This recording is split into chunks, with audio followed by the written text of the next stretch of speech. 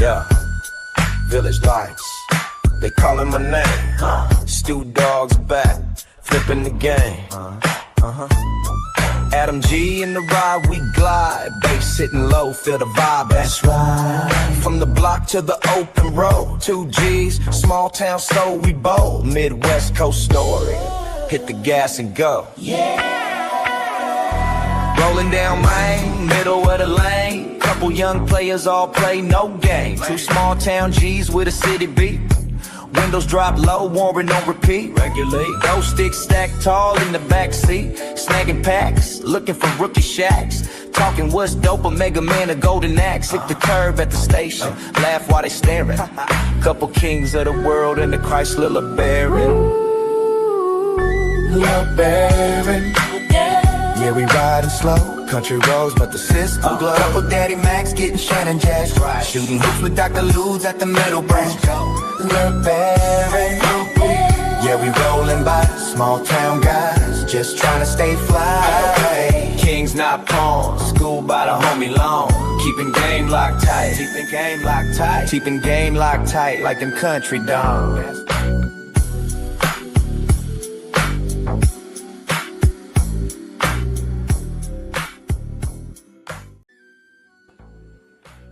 All right, I'm going to go ahead and say it. I feel as if I have been a rug pulled a little bit.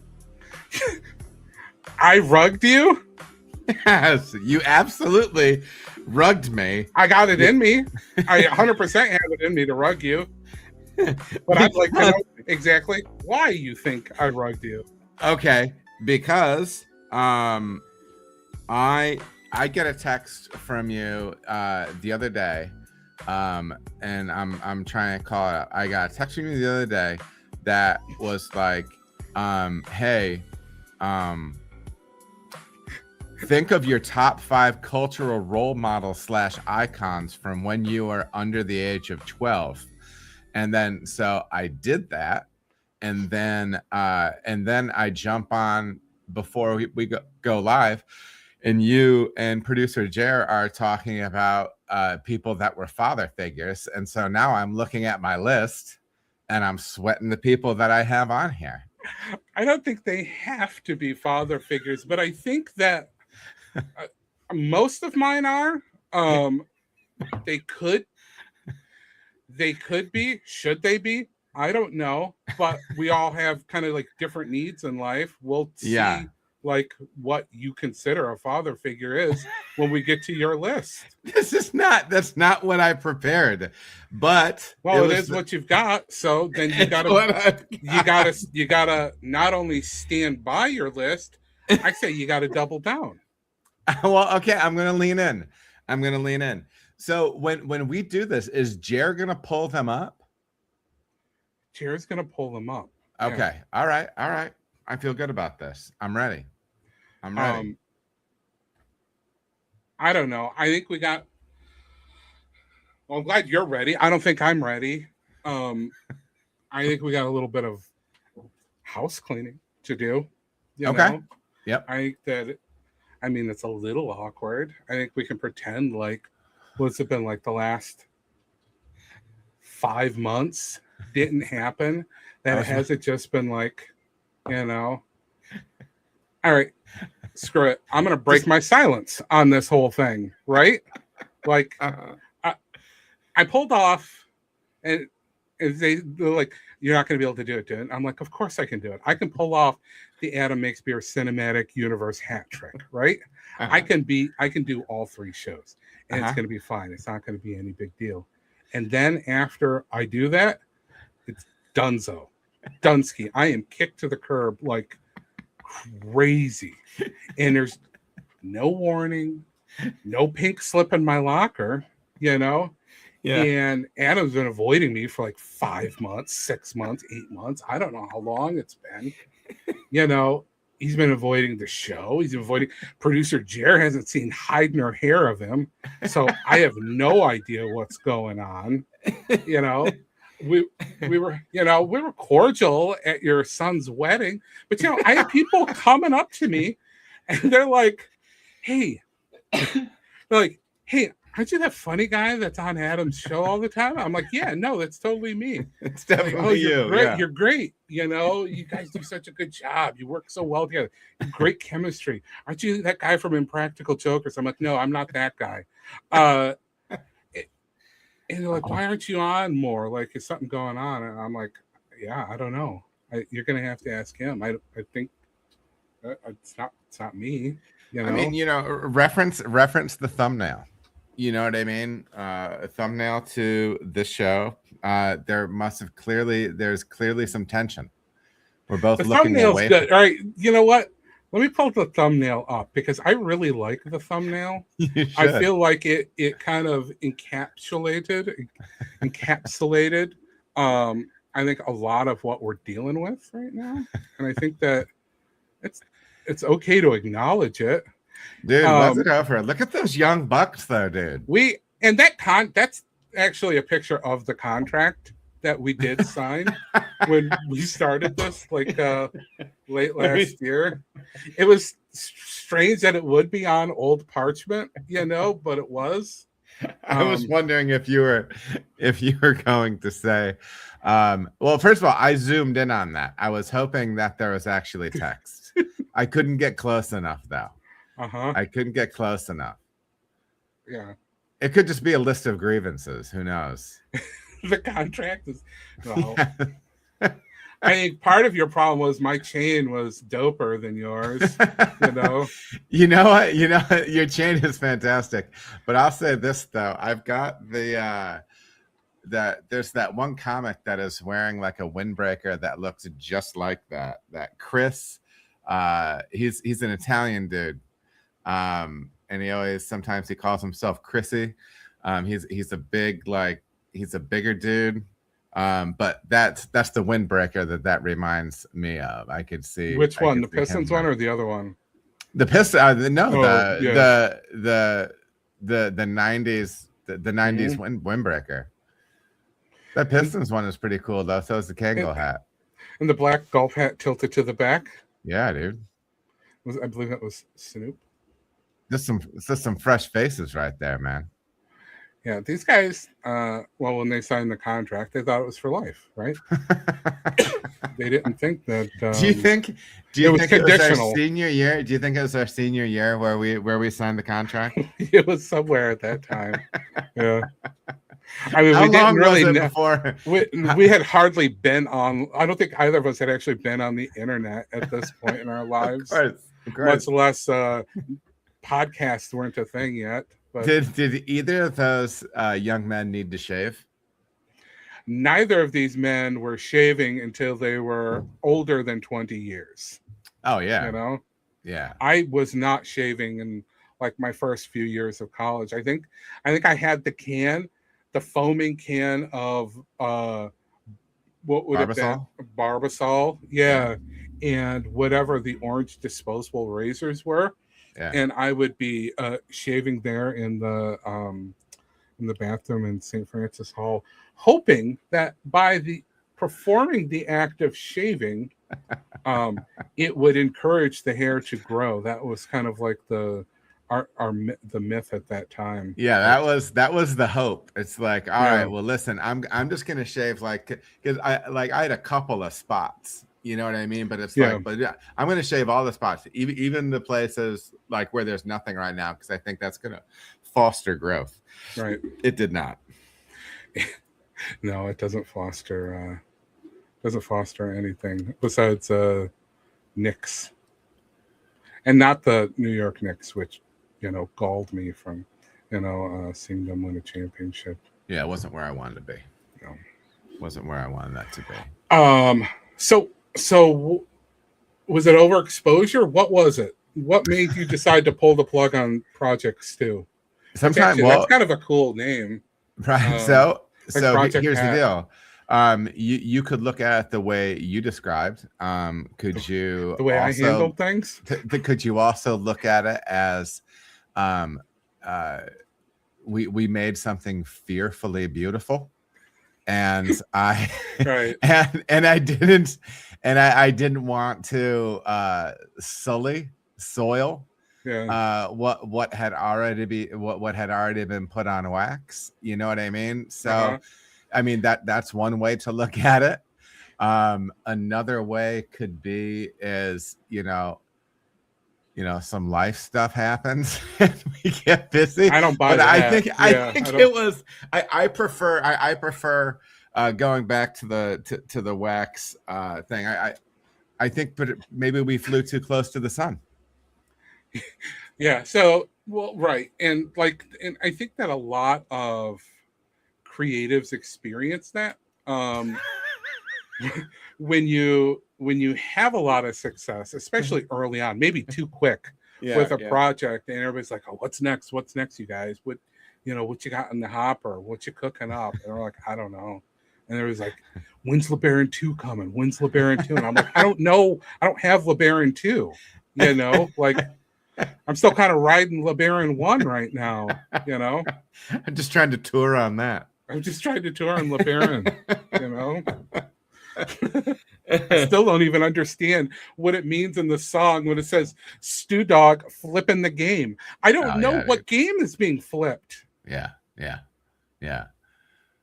I agree. How do you feel about chopping it up?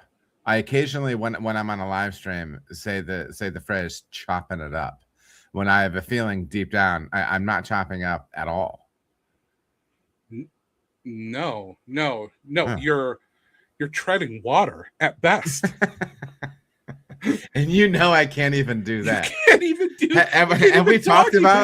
And we talked about my inability to stay afloat. You can't swim. You never learned. But I never learned either. Swim. I can do a mediocre doggy paddle, which becomes panic. Would you be able to stay alive in a pool? Like just a regular pool, but if you just had to be like in the deep end, not touch the walls, how long until you succumb to the waters? Treading water? Yeah.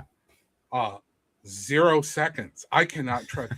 I can't tread water. My wife's tried to teach me several times. I thought you have like a doggy paddle thing. Can no. If I there's like the whole treading water thing. I remember seeing it was G.I. Joe. And they would always have like the little helpful, now because knowing is half the battle. The little like helpful tips, like don't lock your friends in a refrigerator when you're playing hide and seek. Don't touch a grounded electric line. Don't set things on fire. But there was one about treading water, and I don't know. I think there might have been a diver guy. Maybe it was Shipwreck. Do you remember Shipwreck? Not at all. The sailor. Well. He was a cool G.I. Joe.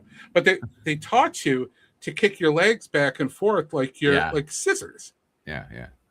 No, I can't do that. I could swim and go I can go from one end of the pool to the other end of the pool, but I couldn't tread water. Like if I had to stay out there, it's curtains. No.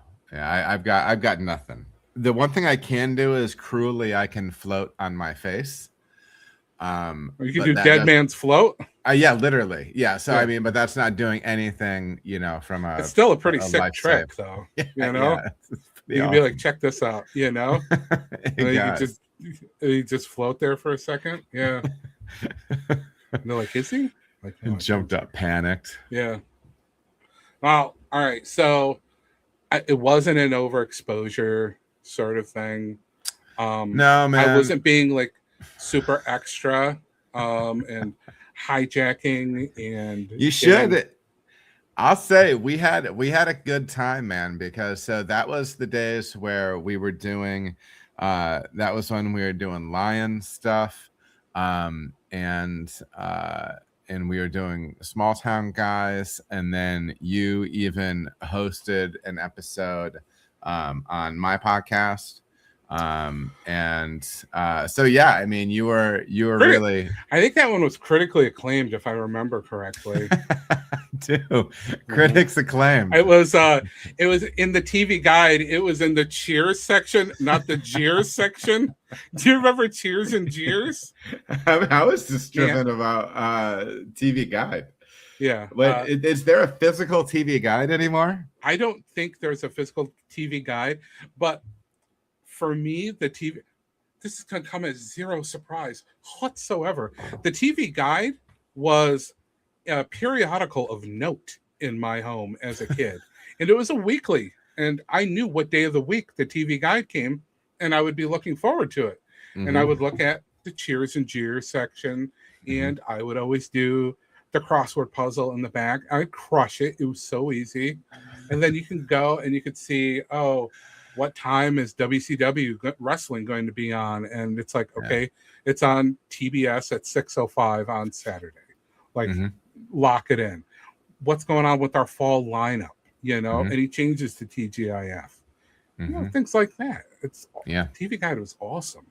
That was pretty good. We used to get there was one that would come in the Sunday paper, and it would be like with the comics and whatever. And it wasn't like the booklet, like I don't know, it was like thinner. It wasn't like I seen the TV Guide before, and like it was like thicker binding or whatever. But 80s TV culture is so funny to think back on, like because there was that time where people would just have the TV on just in the house, like almost just to drown out, like so there wouldn't be silence. And our house was like that. The TV would always be on. You would never shut it off. It'd just be like, what would it be on? I mean, are there still couch potatoes? Do they still call them couch potatoes? You remember couch potatoes? that wasn't it was an underrated danger. It was kind of while we were growing up. Was that a slur for people who just watch TV all day? It could be. I mean, it could be. I think there were a fair amount of slurs in those days. Couch potatoes are a protected class now. Actually, is that the case? Yeah, I don't think there's a couch potato flag, but if there were, you know, I'd support it. Yeah. But now I think it's all tied to Netflix and streaming. You know what I mean? Yeah. Now they're binge watching and they're chilling. Yeah, binging and chilling. Yeah, simultaneously. All right, so it's literally been 4 months since we've talked. What have you been doing? What's new? Well, I went back to work. Like I saw that was the main thing. I had like 18 months where I was doing content stuff like full time, and so that was when I started. You know, you and I started building out the line stuff, the small town guy stuff. And then just busy with family stuff. 2 sons got married. And we've just been on our toes, man. We've been jumping. Have you been able to make any time for media, for watching movies, for watching any shows? Well, movies, I don't know. Honestly, like, and this is I feel like this is a sad thing, but like I feel like, I mean, I don't really remember the last time I watched a movie unless it was like a kid's movie. And primarily because I don't feel like I have the time for it. Because one, I feel like I'm going to fall asleep while it's on. And then like shows that like I like to watch that like I've really loved in the past, like The Wire, Breaking Bad, like some of like the episodic like movie style, you know, mega shows. A lot of stuff I can't. I still have little kids, so I can't watch that stuff, you know, just whenever I want. And so most of my stuff I end up watching like shorts of stuff that I love, which is crazy, but it's what the algorithm will find you. But and at bedtime, like we'll watch something, but it can't be at that time of day. It can't be too interesting. Like it's kind of like a fine line. Like Peggy ends up after I fall asleep, Peggy ends up watching these horrible Canadian like Hallmark movies. And when I wake up in the middle of the night and I see that it's on, I just get like irrationally angry. Because even though like I'm just looking at it for the first time, I think subconsciously I know it's so bad, like as a form of entertainment. Because you can hear them in the background and it sounds just kind of like, oh yeah, I think I'll have a ham sandwich, right? I'm sorry. Yeah, I mean that's basically it. But no, I haven't seen much of anything good lately. What about you, man?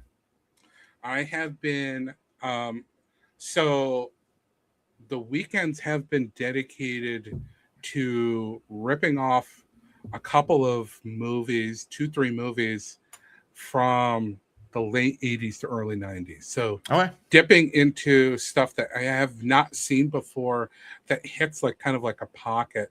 Mhm. I got I went down a rabbit hole. Do you remember the Barbarian Brothers? There's no chance you do. Mm, Why? I don't even I know don't why think I'm so. asking you. So these guys were awesome. They were bodybuilders. They were twin brothers. They were bodybuilders, and somehow they got like a 3 or 4 movie contract, right? And it wasn't. They weren't good. The Uh-huh. movies were not good, but I was so obsessed with this movie when I was, it was just Barbarians. And it was just these Yeah. two brothers that were, it's just a very, very poorly made, it was Italian made fantasy movie. Yeah. So I've been ripping off these movies, other like fantasy movie. I think there's one called Death Stalker that I watched not too long Okay. ago. Um, So I mean, obviously their physiques are enhanced, but also that hair is enhanced, dude. Their hair is amazing. They're very funny. They're very natural on camera. They got everything working for them. Somehow they got to make 3 movies and then nobody wanted to touch them anymore. So I'm sure everything was fine there. But we've been watching the Police Academy movies, which were All a right. favorite of mine as a kid. They don't hold up, unfortunately. It's always sad, when so Mahoney doesn't make my heroes list. Commandant Lassard is not on there either.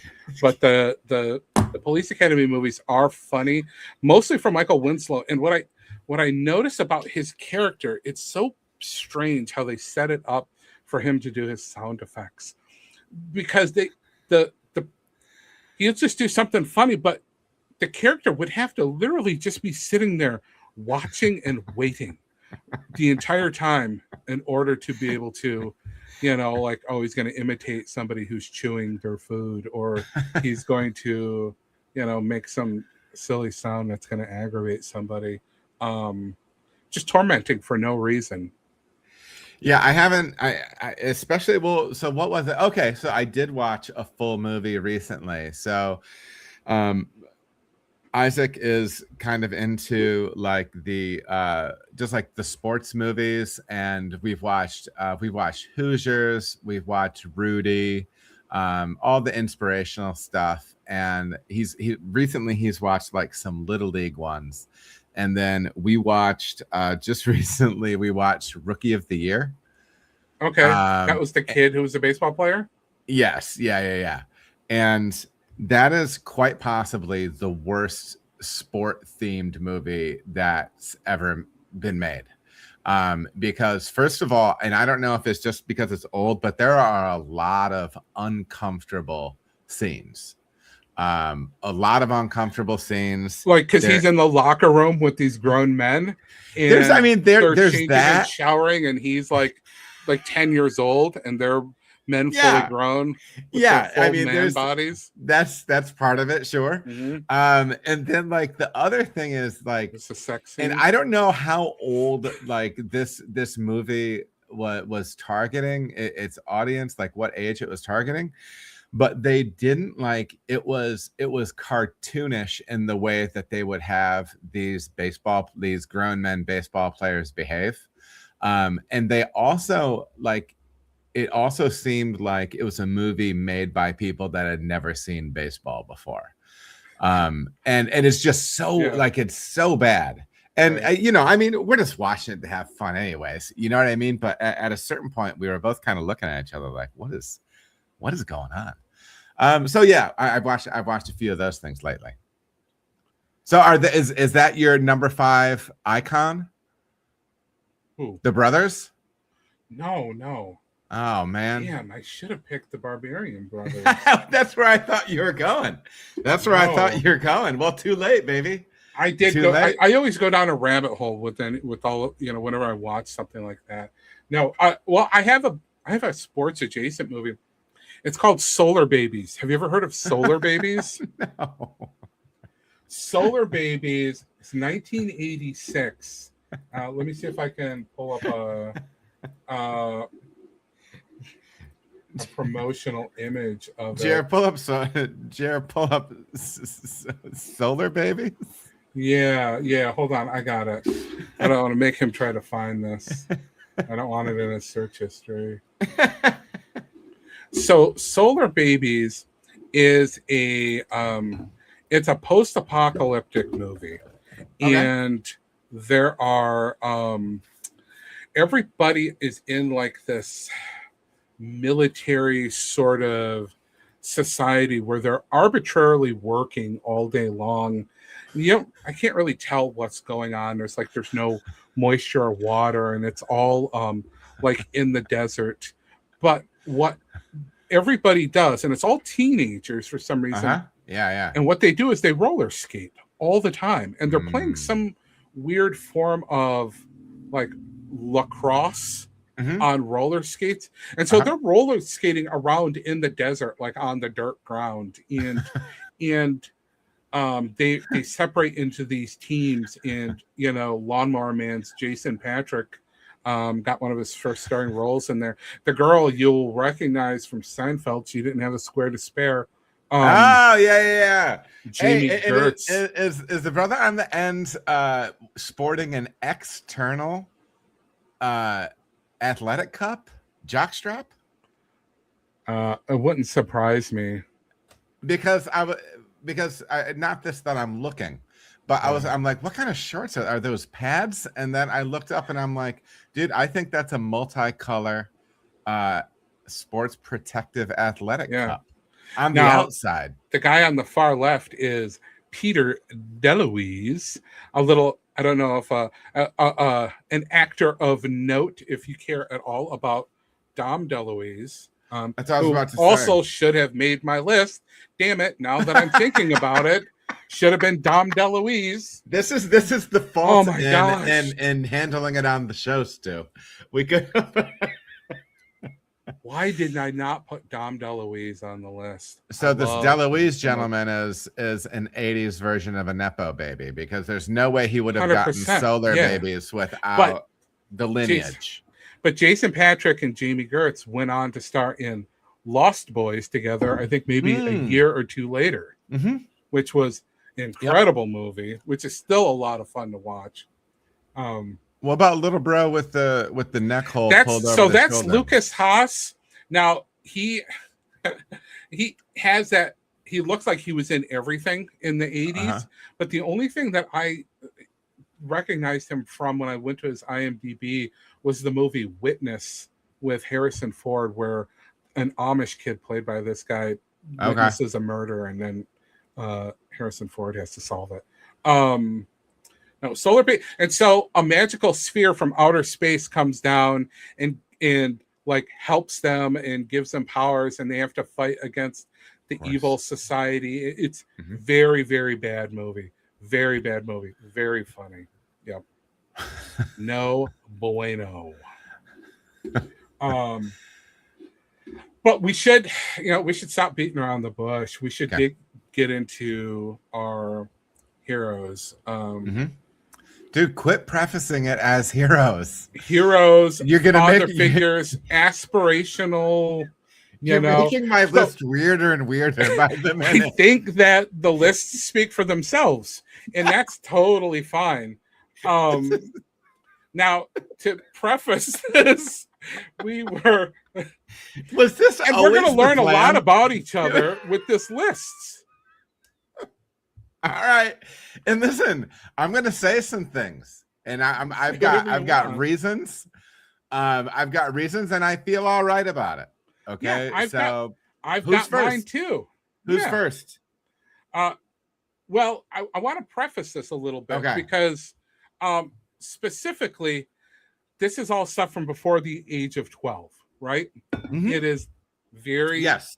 formational, Yeah. you Yeah. know, Yeah. like how we see these people informed how we saw the world and Okay. what we wanted to be and who we wanted to be like, right? Mhm. In the comment I made to you earlier is that like after you hit puberty, you don't really care about, you know, anybody, or you can't really just love characters like that anymore. But for me, that was, again, probably when I was 17, 18 years old. So Sure. I definitely Sure. was not, I did not hit puberty right away. You can go first. Who comes in at number 5 for you? And to add a wrinkle to this, we've also invited producer Jer to participate in this because Jer's always been a bit of an enigma, right? We can't Yeah. tell what he's thinking, where he's Yep. going, where his head is, you know. And maybe this will help. Maybe this will help peel his cat back a little bit in a not violent way, you know. All right. So are we dropping Jer on the screen right now, or is it just going? You will go you, then Jer, then me. Oh no, Okay. no, you, then me, then Jer. Okay, Let's but not be is Jer confusing. on screen right now? Because he's going to have his own. There he Okay, is. boom. Here we are. And so, Jer, you're calling up. Congratulations, it's a boy.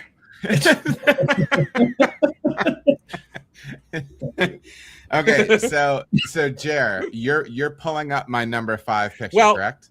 Technically, I will be printing all my pics to Jer's printer back there, and he's got to go and get them and bring it over and show it to the camera.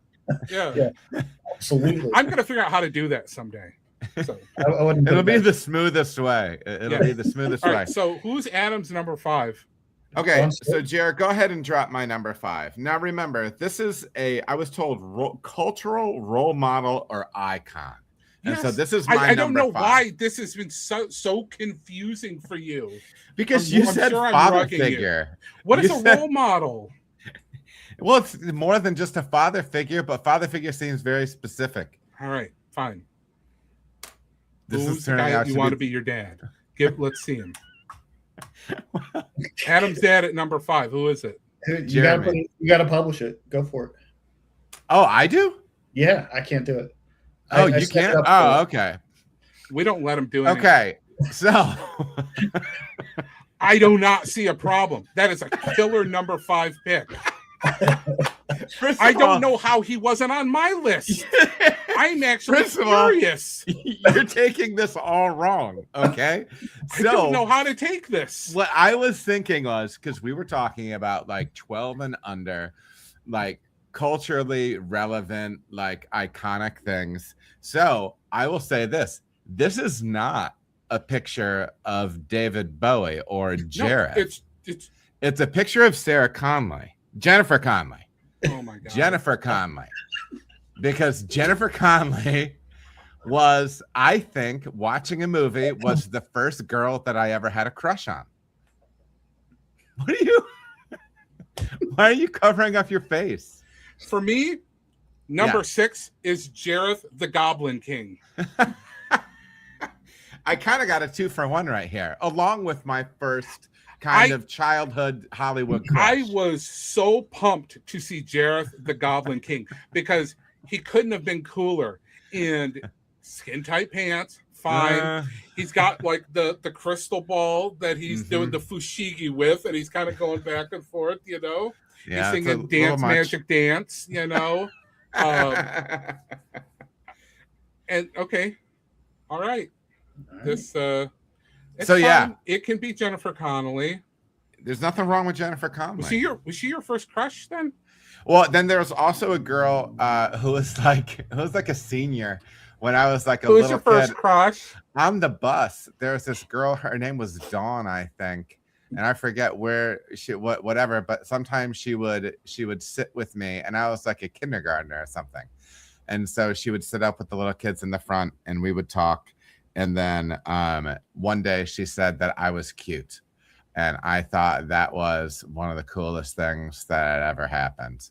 And so, yeah, Very kind of cool. like right around then. Yeah. That's great. Yeah. Mine was Jessica Lange in the movie King Kong. Jer, I need to see a picture of that. Find Jessica Lange in King Kong. Yeah. Find her in the clutches. If you can. While you do that, I'm going to give you my number 5. Okay. Right? Yeah. Quite possibly the father figure, George Michael, right?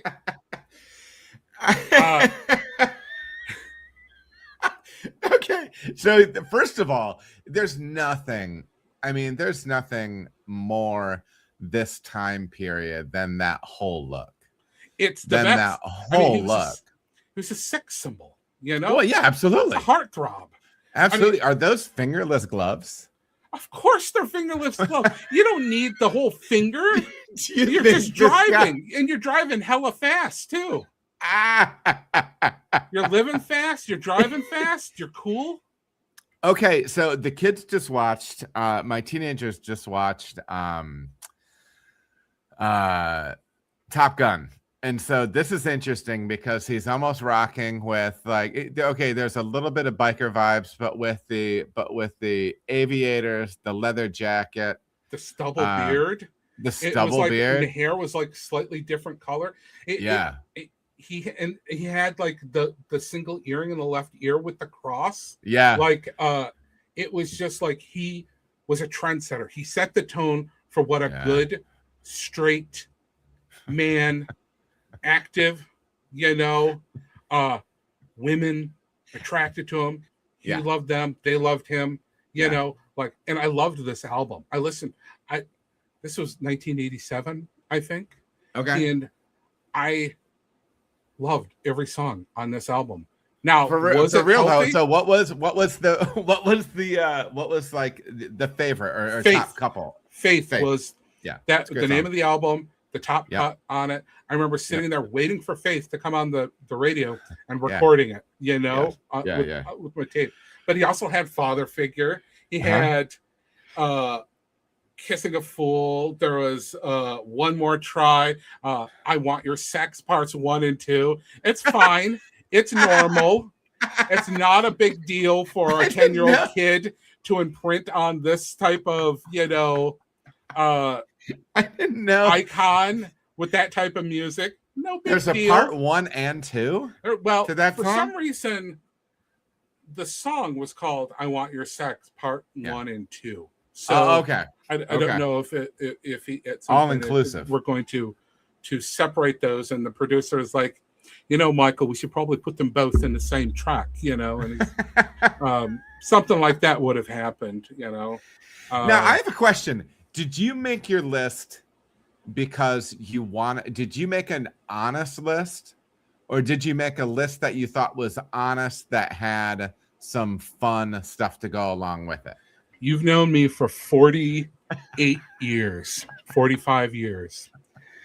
Do I do anything if I do not think that there is a comedic element to it?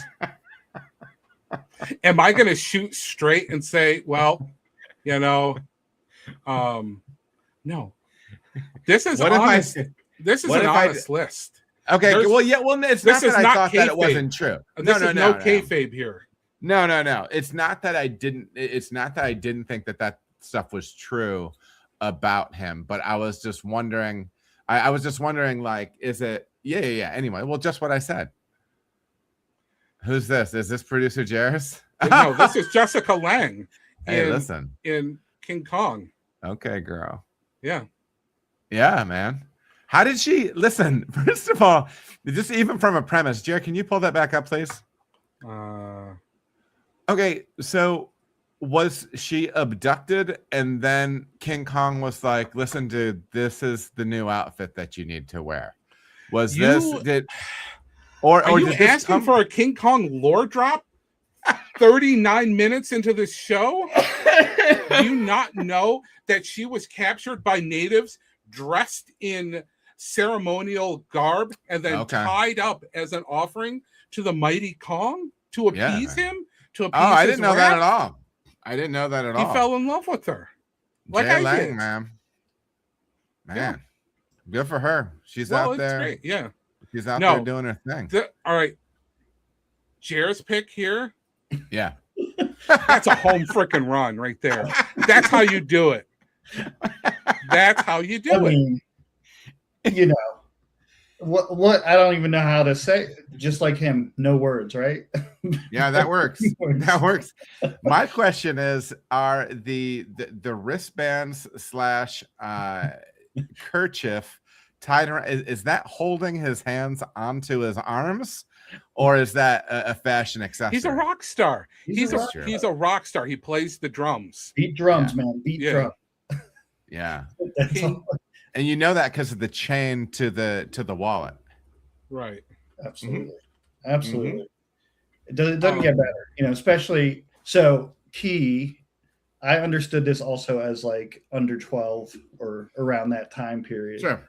So I would say there's no rationale to this list in terms of 5 to 1. It's just what you can remember from All right. it. I guess I'm the only one that's actually being intentional here. Were you a Muppets guy, Jer?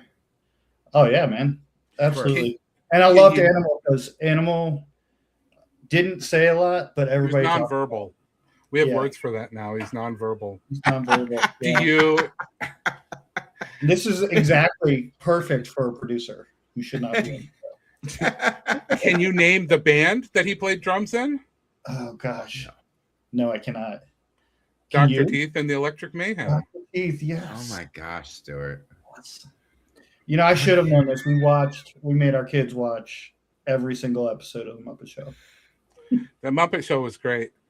Did you realize that Muppet Babies, Lore Drop Muppet Babies, you could not get on streaming or released on DVD because most episodes they were doing a parody of some other intellectual property that they couldn't get the licensing rights for to be able to, to release it later on. It was the same thing that held up Miami Vice for so long because they had so much music, from week to week. But I think they've worked it out. All right, number 4 for Adam. Oh, do I have to call it up, Jer? I can do it. Man. I see it. We gotta fix this next That's Okay. number 4. That's a good pick. That's a good number 4. So, literally number 4. Yeah. Okay, so I'm a big thing for me. Like, so when we talk about like the cultural iconic stuff, for me growing up watching sports with my brother and my dad, Pistons, Lions were very high on this list. And one of the things that I liked, one of the things that a couple of things I liked about Joe was he's a very different competitor than I am. One, because he's infinitely more talented, but Joe never talked. He never tried to show other people up. But like when you go back and listen to, like when they give interviews with Jordan, they'll talk about Dumars being the most difficult guy to play against from a defensive standpoint. He could shoot the lights out. Just a big team player. And my dad in particular loved him because my dad was not a fan like later of like the Fab Five stuff that I was crazy about. Yeah. But because they didn't have any class. Right? Yeah, well, it was the whole thing. You know what I mean? Yeah. And that's what blew my mind about that stuff was just how loud and awesome they were and trash talking and whatever. And if it wasn't Michigan, if it was the Terps, I would have hated them. Yeah. You know what I mean? Yep. Like that, probably, or maybe not. I don't know. Just because I don't know. Maybe I would have thought they were awesome. Well, But, it's no matter how obnoxious and brash they are, if they're your guy, you defend it. And that always, like, that's how we dealt with you for all those years. You were our guy. So, we kind of endured We it. defend If the we were on a behavior. different team, I'd have hated your guts. But that's Of just course.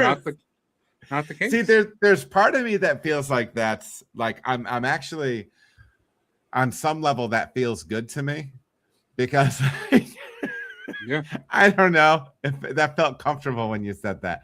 But then I have a black and white picture of Joe Dumars autographed. Oh, that's cool. Yeah, That's yeah. very cool. So yeah, that was one of my treasured things from my childhood. That's great. Yeah. Mine actually is a very similar pick to yours. You'll Okay. like this one. It was Bigfoot, the monster truck. Dude, that was amazing though. That was cool though. Bigfoot. So, I mean, there was a period of time where monster trucks were like superstars. The thing, right? yeah. You Yeah. know, especially where we grew up, where it was just, hillbilly time 24/7. Like next to pro wrestlers, who else is going to get it done like a monster truck? Yes. And Bigfoot was the guy. Yeah. Like kids are rolling up and they're like, oh, Gravediggers, he's the top stud, he's the GOAT. And I'm like, no chance. Gravedigger's not the OG. Bigfoot's the OG. Bigfoot is the guy. Gravedigger rules. Of course, Gravedigger rules. And all of his crossover stuff with The Undertaker, super cool. I'm not taking anything away from Gravedigger. And I need that to go on the record formally that I'm not throwing any shade at Gravedigger because I love Gravedigger. But I love Bigfoot. Bigfoot is Bigfoot had multiple starring roles in movies. Yeah. He was in Police Academy 3. Well, it was Bigfoot. I think it was Bigfoot 6. I didn't know that he was gendered. I believe Tackleberry drove off in Bigfoot after he got married. Hey. That's a great role for Bigfoot, Hey, producer Jer, did you know about what Bigfoot was before this came up on the screen? Yes, absolutely. Okay, cool. Well, I didn't know, but yeah, because Stu and I grew up in a very small town. So yeah. I didn't quite know. I didn't quite know if the legend of Bigfoot had spread to your area. Absolutely. Right. The monster truck rallies, man. Those were. I've never been to a monster truck rally. Another great monster truck from that time was also one called Awesome Kong. Do you remember Awesome Kong? Oh, I don't think so. Oh, I can't picture. Did it shoot like a bunch of fire or something? No, he was just kind of an orange. I think he was orange with yellow lettering on the side. Awesome Kong was another one. Pretty good. But so Bigfoot was in Police Academy, and he was also in Roadhouse. And I will refer to it as a he. I'm not gonna say it, or they put it in the movie. No, He was in the movie. He started. He got the role. I'm sure he auditioned. Awesome Kong didn't. Yeah. They didn't want Gravedigger for that role. Jer, who's your number 4? Is that there in the? It's sitting in there. Yeah. Great. Oh, pick good again. job. Jer, Yeah. Yep. The Karate Kid, Daniel LaRusso. Yeah. I thought you were going to say it was the bad guy, that the back of the head. Johnny. Yeah. Johnny Lawrence. Yeah. No. Yeah, man.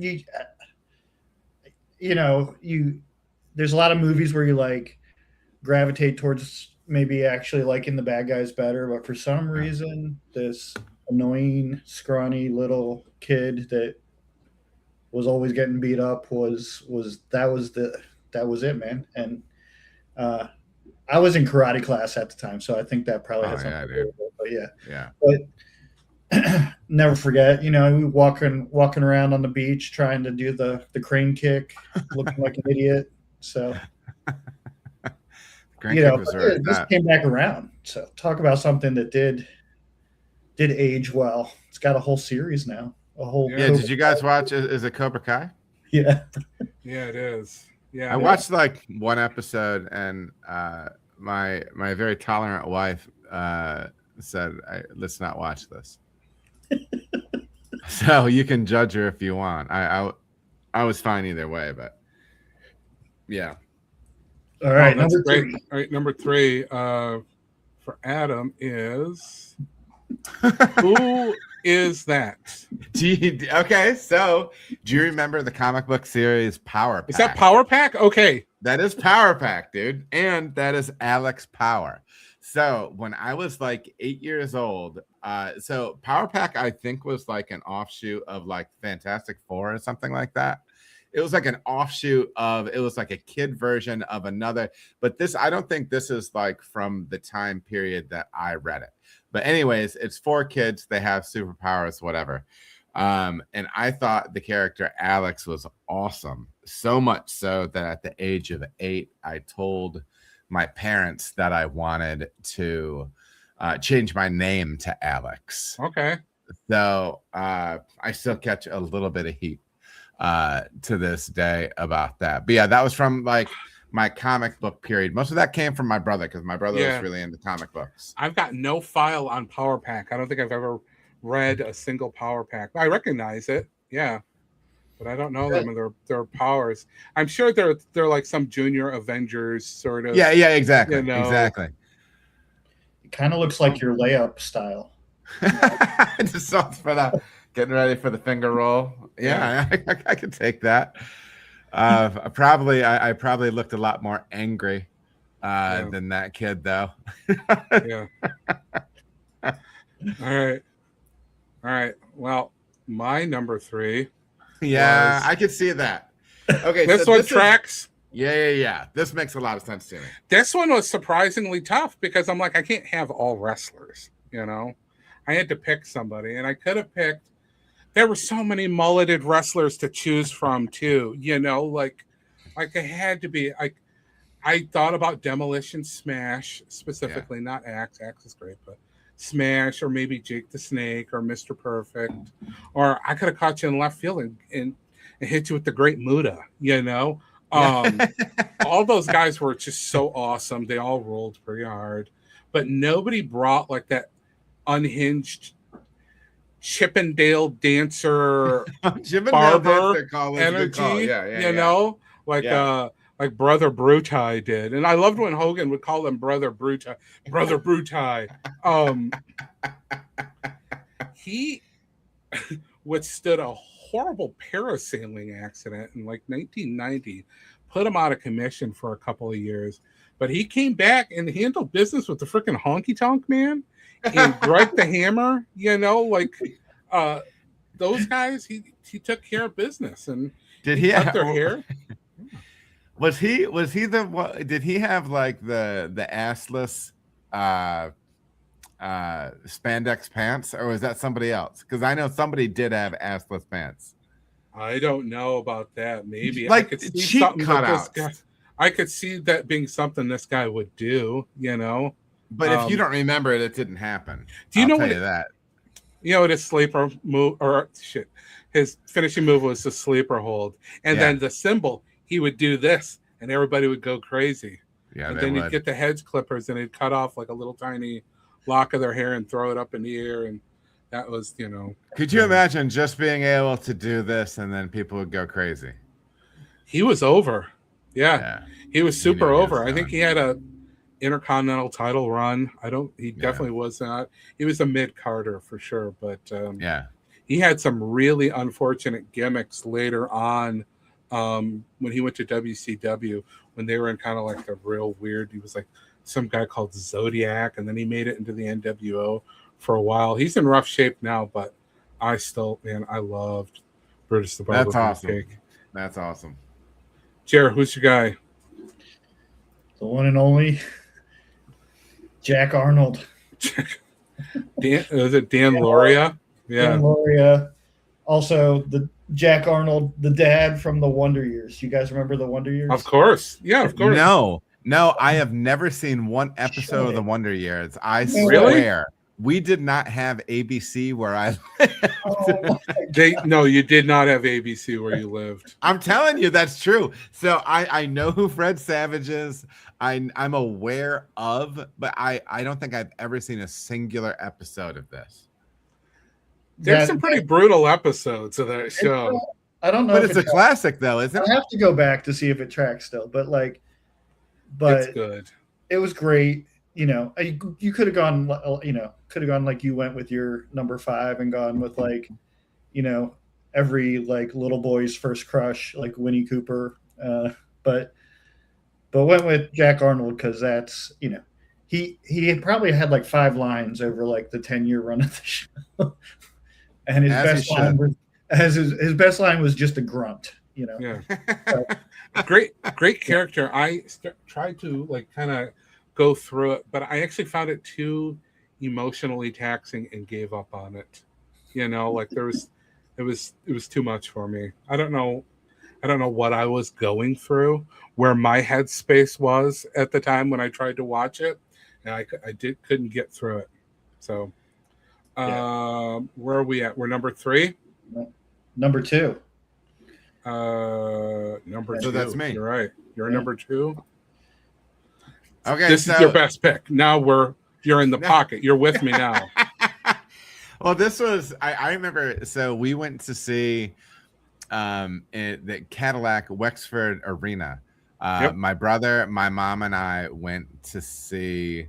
It was WWF at that point, and this was still. My brother and I would get so mad when my dad was a big paper reader.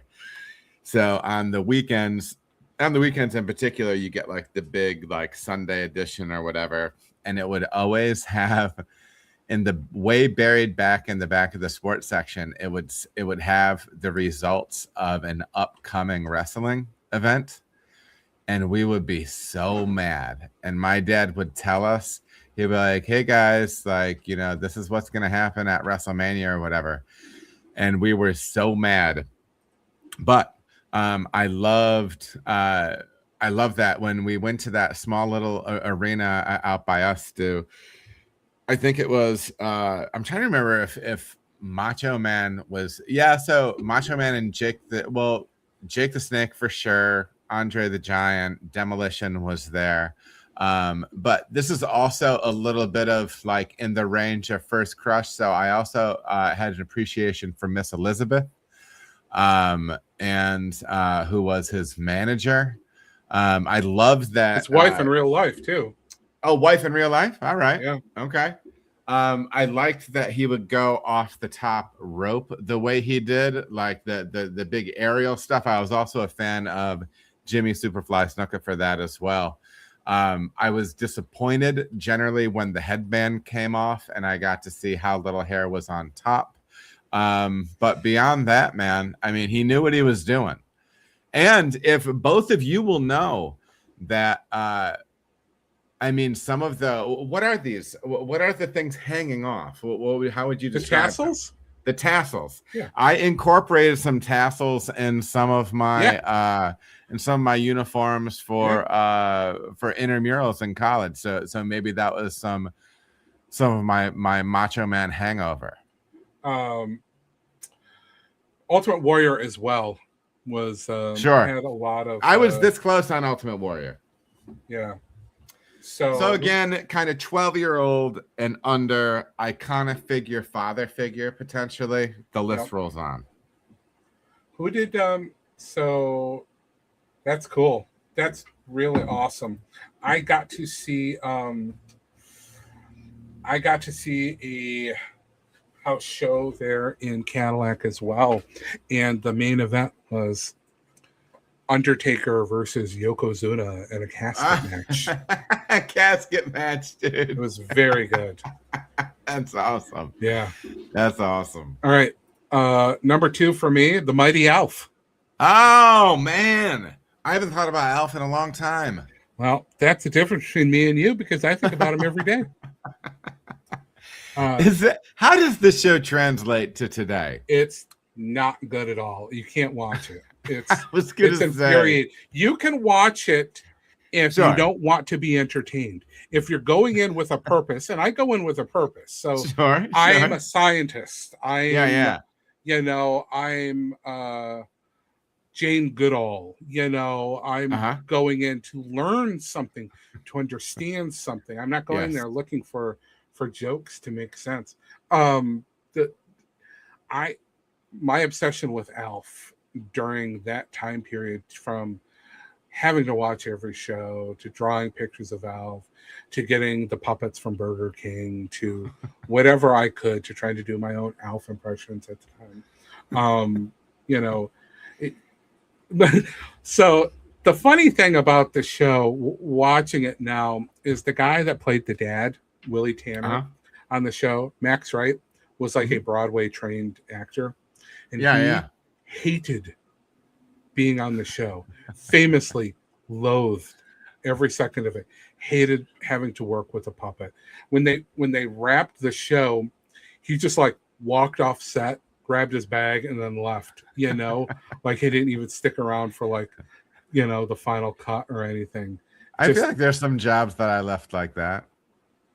But I can't help but wonder if Alf didn't inform how I handle jokes or Sure. witty retorts or dry delivery or I wonder if there's a little, if I didn't study from the Alf tree of comedy. You're right. It's like the Belichick tree Yeah. of coaches. Yeah. You're like, okay, yeah, I see it. Yeah, you're kind of an Alf guy, part of So, and I guess the system. the funny thing is I never even thought about this, but okay, so clearly, so it is a puppet. There was not a small person inside there. Yeah, There was a small person. All right, let me get him. Did he walk? I can't remember because I always feel like it's like he walked. It's like boobs up with him. The guy's weird. He looks like a baby. I'll find you. I don't know. Can I? So that they had a little person that was in there. Yeah, there was a little person in there. Here, let me give him to you. But then they had to have a separate voice actor. They definitely had a separate voice actor. So the guy in the suit was like kind of, it's a famous, little person actor. Okay. Is he rocking a bolo tie right there? Yeah, his name is Mishu Mesaros. So he was Hungarian. Okay. Do you think he scored that bolo tie from Al Malin? He got it from Al Malin. He's got that effing rock on it. Was that the line?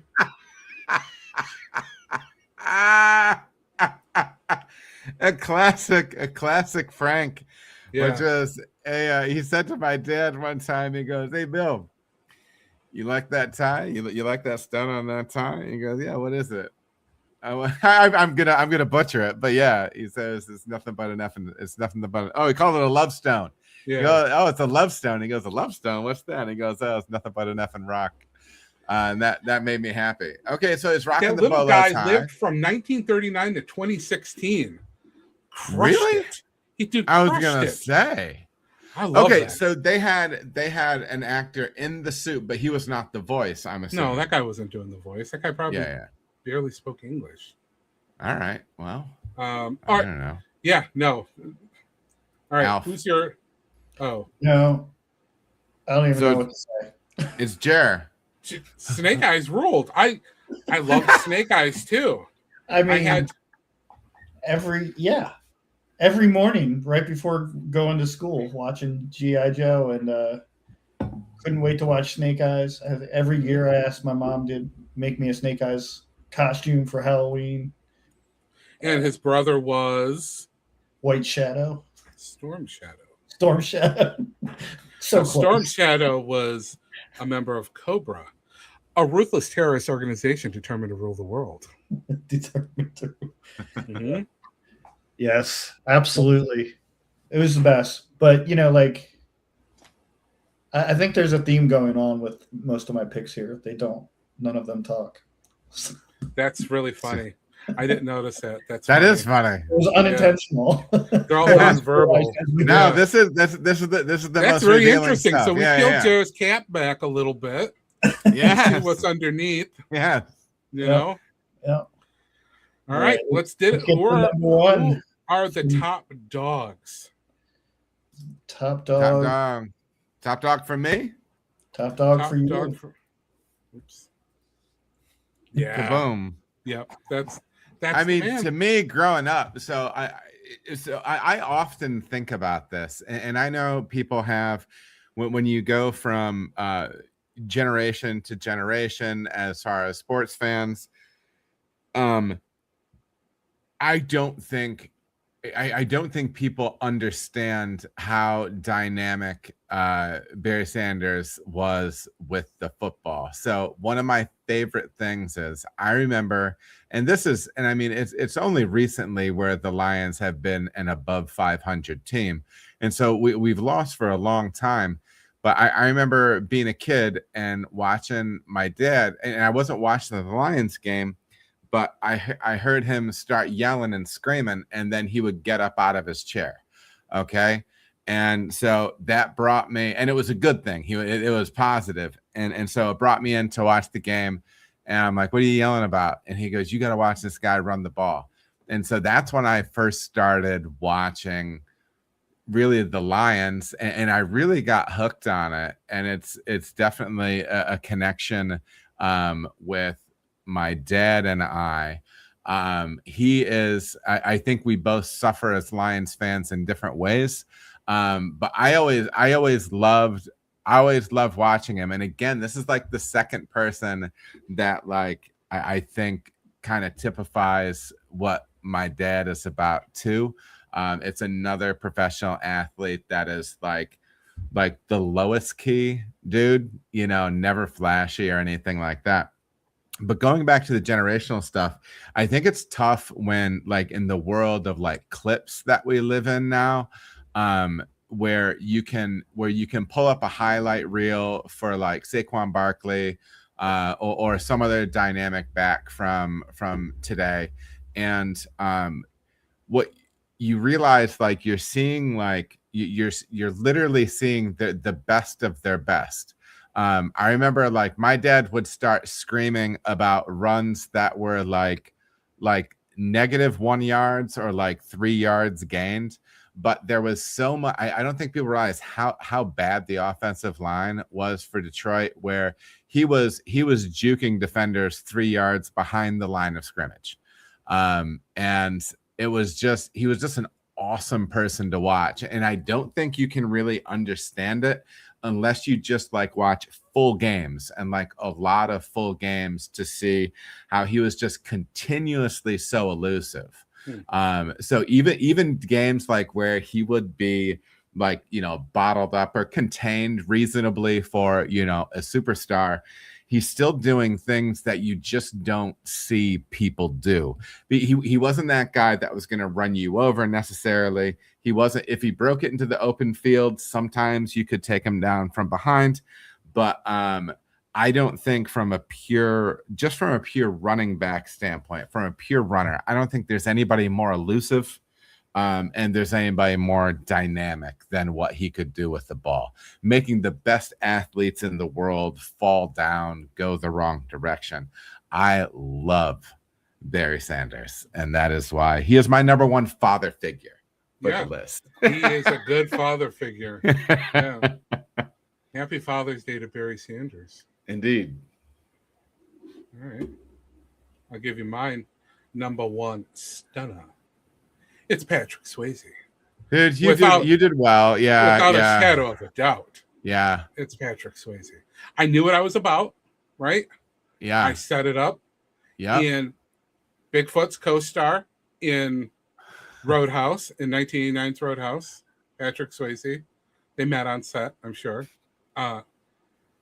He was the man in the 80s and the 90s, right? It was the perfect balance of sensitivity and strength. He was gentle, but he could whoop ass, right? His belt buckle's insane. He had he was a classically trained ballet dancer. Is that true? You saw, of course, yeah. And you could see it in the most crisp, beautiful roundhouse kicks that hit our screens in that time period. Yeah. He went on a heater like nobody did. I mean, he had Dirty Dancing, Roadhouse, Next of Kin, Ghost, Point Break. Like it was an all-timer. Dirty Dancing. This is already a small town guy record item of note, Dirty Dancing was my favorite movie in 1987. Why? Who knows? We do not need to dig into that. Completely normal, totally fine, not a problem to to watch that movie over and over again. And he sang the song "She's Like the Wind" on the Dirty Dancing soundtrack, of course. He did? Yep. I definitely had the Dirty Dancing soundtrack, Volume 1 and 2 on cassettes. Yeah. He was so awesome. Yep. He was pretty awesome. We just watched. I just re-showed Peg the Chippendales SNL skit. Oh yeah, with him and Farley. Yeah. And he was such a nice guy. Everybody said he was such a nice guy. Everybody had great things to say about Patrick Swayze. He was an uncredited dancer in the music video Rosanna by Toto. Really? Meet me all the way. And you don't have a. Are you reading off a list right now? No, these are in my head. So. Of course. By the way, I said that just so everybody else knows because I knew there wasn't a list. I just needed a public record. We watched Red Dawn not too long ago too, which was so good. That's a star-studded cast. But Swayze was so good in there. A lot of crying and real rough hugging and just it was the perfect balance of macho but sensitivity. It was the best. Yeah, for sure. There's some. All right, so this is a good list. There are some really top dogs though that I just have to say them just as kind of like honorable mentions that are really important to me. Not characters, but just people that were super important, like Mike Tyson, right? Yeah, Mike Tyson, super important. Michael Jackson, super important. I would have also done Mike Tyson from Mike Tyson's Punch-Out. Mike Tyson. I would have taken the Nintendo version of Mike Tyson, and I would have thrown in Little Joe as well. Yeah. Bill Cosby, super important character. Hulk Hogan, super important character. Yeah. Non-problematic people from our childhood, right? From our childhood. From 12 years old and under, we didn't know any different. Yeah. Yep. Yeah. Chuck Norris. Wilford Brimley. Where's the Beef Lady? All of these people had such an impact on us. Where's the Beef Lady? Oh, I like that. Yeah. I like that. Jared. Oh my gosh! Of course, there's no other. Who else is it going to be at number one for Jared? You, Jared. Good for you. Yeah. There's nobody else to pick. I love seeing that 1987 Topps card with the wood border. With the wood siding border. Fun fact, Jeremy. Oh no. What's that? What's your fun fact? Full name, Calbert. Calbert. As in Albert with the C. Yeah. Calbert Ripken. I don't know if you knew that or not. Did. The fact that there was one before him is even more impressive. Calbert Ripken, Calvin Senior. Calbert Ripken Senior. Yeah, man. Yeah, Calvert, you can't. it's a beautiful name. I couldn't make a list from childhood and not have. No, you have to. Yeah. Anybody who loves the O's as much as you, Yeah. He's the Iron Man, Jer. You could have had Boog Powell on there. Coulda, woulda. I also had lots of names. It's funny. I also thought about Heathcliff Huxtable, just like you. Yeah. We can't. Yeah. So we've done. It's not what they. It's not the things that they did. It's like how they impacted the culture, how they impact us as kids. Absolutely. And it's like who knows. It's a lot of nasty stuff. But like, I loved Hulk Hogan so much. Like, not a great guy, but like, there's somebody who just like I didn't care. I wanted to meet him. I never got to meet him. You love the character. I loved the character. I loved who he was. He was a superhero. Exactly. Yeah, man. Well, this was good. So, all right. So we're not gonna. Have we repaired the contract? Will the small time guys will live on? Yeah, well, in my wife's words, the small time guys. Yeah, dude, let's do it. I mean, honestly, the thing that works best for me is you text me like in like some instructions, give me 5 things, Right. and then we'll set up a time and do the thing. That is really what works best for me right now. So I gotta say this then. So yeah, we're picking up the option on another season. we are picking up the. I will say we'll order 8 more episodes. We'll order 8. We'll order 8 more because this is episode 9. Yeah, we'll order 8 more episodes. Yeah. I got something. It was in the mail. I got something in the mail from. I think he's a producer. His name's Chauncey Skillups. Have you heard of him? I have. Yeah. He does my theme music over on the Adamax Beer side. He sent over a piece of content that I guess he cooked up, and he made me promise that if the show ended, that I would delete it.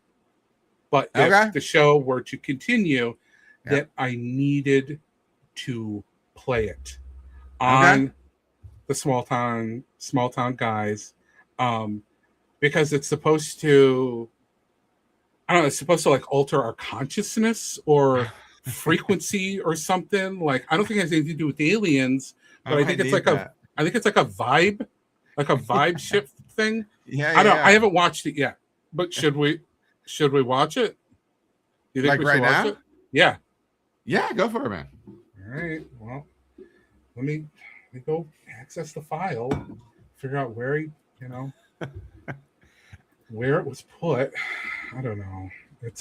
These guys are so secretive. These like crazy producer guys that like a Banksy, and these guys that like their creativity and their talent is off the charts. Like you don't know like what's going on in their heads, and they come up with stuff, and it's almost like they got to get it out of their head, to keep themselves from going crazy. Hey, Stu, just so you know, I've met some listeners in real life to Small Town Guys and Waiting Since 57, just so you know.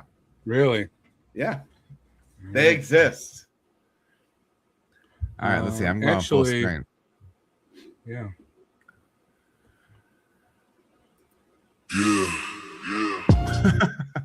Can you hear it? Yeah.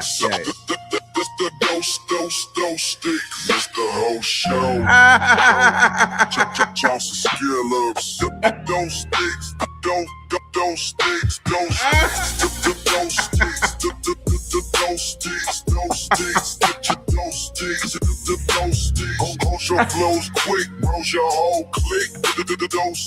Does your dough stick? Oh my God. This the main event. $10 in my pocket, yo, it about to be spent. Rolling up too deep in that baby Blu-ray. Everybody knows we about that bag.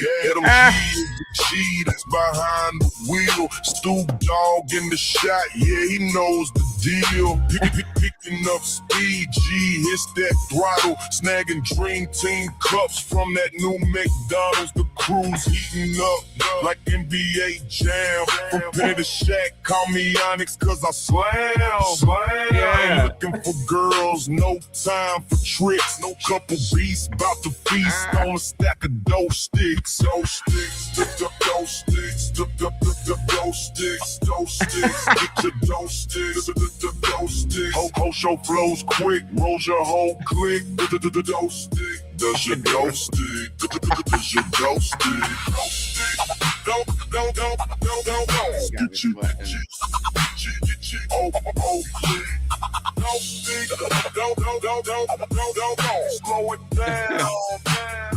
Hold up. We ain't acting dope. We be stacking dope. No distracting hope. We attracting more. Natural game in our heads. We magnets for bread. Staying well fed. Half man, half Ted. Last for days. One balls, two balls. Just go see the glowing grays, but it ain't no thing. If we decide we don't wanna, no thing. Hit the roundabout, stay away from Sub-Solano. Can't stay up too late, we got church in the morning. Adam G's mom just gave us a final warning. Even though we're pretty white, there ain't no time to panic. We're still shouting amen like we emo battle Vanek. Amen. Dope sticks, dope sticks, dope sticks, get your dope sticks, dope sticks, no tricks. We got no chicks, dope sticks, cause your dope stick, dope sticks, get your dope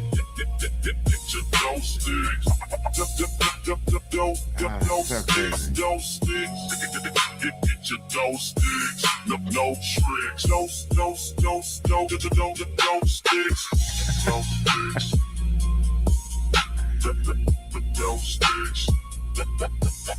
dope sticks, dope sticks, dope sticks, cause you don't stick, don't stick, don't stick, don't stick, don't stick, don't stick. Dude, so good. So I like, one of the things I like is when we're eating the I think me and you are eating the dough sticks like the chicken wings. Sideways? Yeah. No, You know, I don't know like why we did that. Now, I mean, I don't know what Chauncey Skillups decided to do there, but it seemed like he used very low friction, as easy as possible, 5-second AIs, one take Jakes, and didn't care to go back and make them any different because it was funnier to him that race is a spectrum and that everybody just kind of changes race a lot during the video, where you can become Hispanic or Vietnamese halfway through an image, and it's okay. It's not a problem. It's totally fine. Hey, I think I told you that there was I worked with a guy that was a straight up doppelganger for your brother-in-law. When I was at, when I was at the first spot. Yeah. Anyways, you're gonna have to go back and dissect the lyrics. Yeah, well, okay, so there are some things that I caught. So there are some times where I was more picture focused / video focused. Yeah.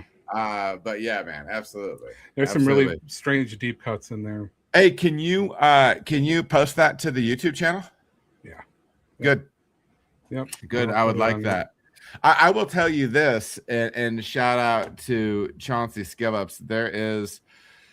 There's a number of intro songs or just theme songs for the Adam Makes Beer stuff that he made and shot my way. And I'm not gonna lie, this is not like, and part of me feels as if it's a hubris thing. But sometimes when I've had a bad day, I'm not even joking at all, I will listen to the various songs that are theme songs from that, just because it's fun and it makes me laugh.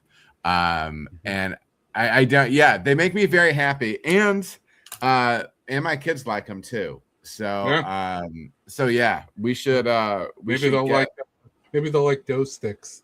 Does your yeah. You have to let me know if I can get an audio version of it too. Yeah, of course. Yeah, that's awesome. Well done, Chauncey. I'll let them know.